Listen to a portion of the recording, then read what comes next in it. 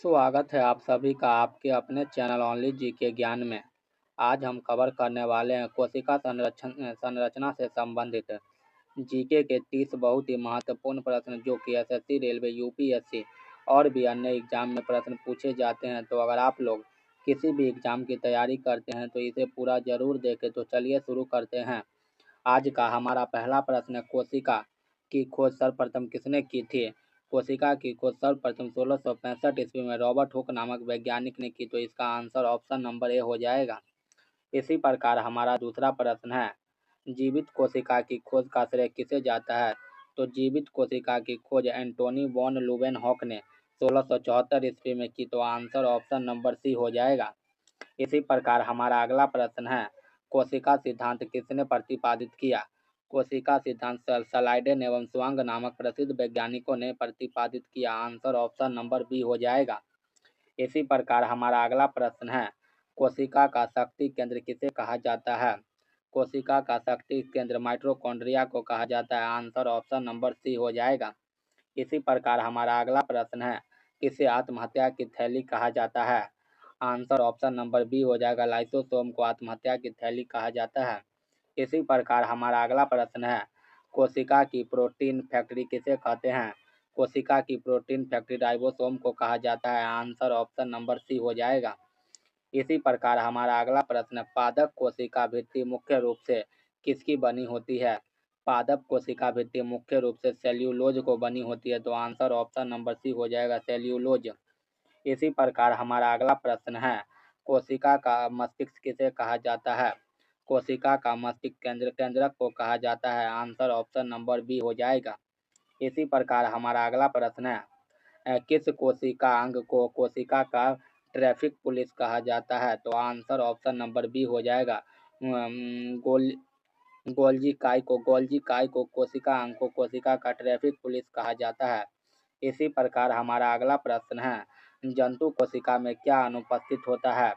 Answer option number C हो जाएगा, कोशिका भित्ति। यह केवल पादपों में होती है। इसी प्रकार हमारा अगला प्रश्न है, डीएनए मुख्य रूप से कहाँ पाया जाता है? डीएनए मुख्य रूप से केंद्रक और माइटोकॉन्ड्रिया में पाया जाता है। तो आंसर ऑप्शन नंबर इसका बी हो जाएगा। इसी प्रकार हमारा अगला प्रश्न है, प्रकाश संश्लेषण की प्रक्रिया कोशिका के किस भाग में होती है?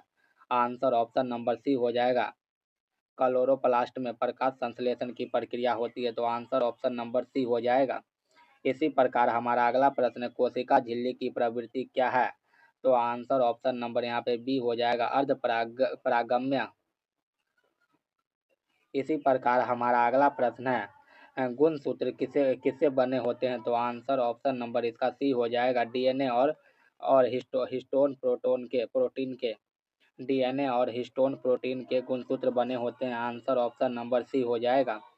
इसी प्रकार हमारा अगला प्रश्न, कोशिका के अंदर जल का संतुलन कौन बनाए रखता है? कोशिका के अंदर जल का संतुलन रिक्तिका बनाए रखता है। तो आंसर ऑप्शन नंबर इसका बी हो जाएगा। इसी प्रकार हमारा अगला प्रश्न है, प्रोकैरियोटिक कोशिका में कौन सा कोशिकांग अनुपस्थित होता है?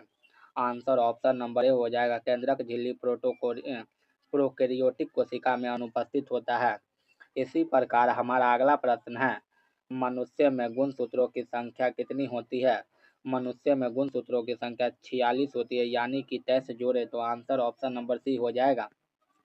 इसी प्रकार हमारा अगला प्रश्न, आरएनए का मुख्य कार्य क्या है? आरएनए का मुख्य कार्य प्रोटीन संश्लेषण करना है। आंसर ऑप्शन नंबर इसका बी हो जाएगा। इसी प्रकार हमारा अगला प्रश्न है, फूलों और बीजों को विभिन्न रंग के कौन प्रदान करता है? आंसर ऑप्शन नंबर इसका सी हो जाएगा, क्रोमोप्लास्ट। इसी प्रकार अगला प्रश्न, सबसे छोटी कोशिका कौन सी है? सबसे छोटी कोशिका माइक्रोप्लाज्मा है। तो आंसर ऑप्शन नंबर इसका बी हो जाएगा। इसी प्रकार हमारा अगला प्रश्न है, कोशिका के भीतर कोशिका किसे कहा जाता है? कोशिका के भीतर कोशिका माइटोकॉन्ड्रिया को कहा जाता है, क्योंकि इसका अपना डीएनए और राइबोसोम होता है। इसी प्रकार हमारा अगला प्रश्न है, डीएनए की द्विकुंडलित संरचना किसने दी थी? तो आंसर ऑप्शन नंबर इसका बी हो जाएगा, वाटसन और क्रिक नामक वैज्ञानिक ने। इसी प्रकार हमारा अगला प्रश्न, पादप कोशिका का सबसे बाहरी आवरण का क्या कहलाता है? तो आंसर इसका ऑप्शन नंबर बी हो जाएगा, कोशिका भित्ति। इसी प्रकार हमारा अगला प्रश्न है, कोशिका द्रव्य में उपस्थित महीन शाखित और झिल्लीदार जालिया को क्या कहते हैं? Right answer option number C हो जाएगा, अंत प्राद्रव्य जालिका। इसी प्रकार हमारा अगला प्रश्न है, प्रोटीन संश्लेषण का प्लेटफॉर्म किसे कहा जाता है? प्रोटीन संश्लेषण का प्लेटफॉर्म राइबोसोम को कहा जाता है। तो आंसर ऑप्शन नंबर बी हो जाएगा। इसी प्रकार हमारा अगला प्रश्न, कोशिका के किस भाग में एटीपी का निर्माण होता है? Right answer option number C हो जाएगा, माइटोकॉन्ड्रिया में एटीपी का निर्माण होता है।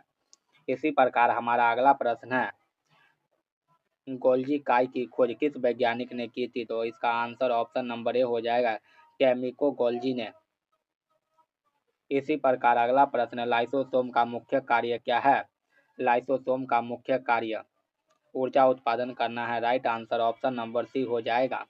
इसी प्रकार हमारा अगला प्रश्न, कोशिका झिल्ली मुख्य रूप से किसकी बनी होती है? कोशिका झिल्ली मुख्य रूप से फास्फोलिपिड और प्रोटीन के बने होते हैं। तो आंसर ऑप्शन नंबर इसका सी हो जाएगा। इसी प्रकार हमारा लास्ट प्रश्न है, पौधे में भोजन का संचय करने वाला लवण कौन सा है? Right answer option number A हो जाएगा, क्रोमोप्लास्ट पौधे में भोजन का संचय करने वाला लवण है।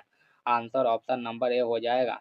दोस्तों, अगर वीडियो पसंद आई हो तो वीडियो को लाइक करके चैनल को सब्सक्राइब करें, साथ ही साथ वीडियो को अपने दोस्तों में भी शेयर करें। तो मिलते हैं एक नेक्स्ट वीडियो में, तब तक के लिए धन्यवाद। जय हिंद, जय भारत।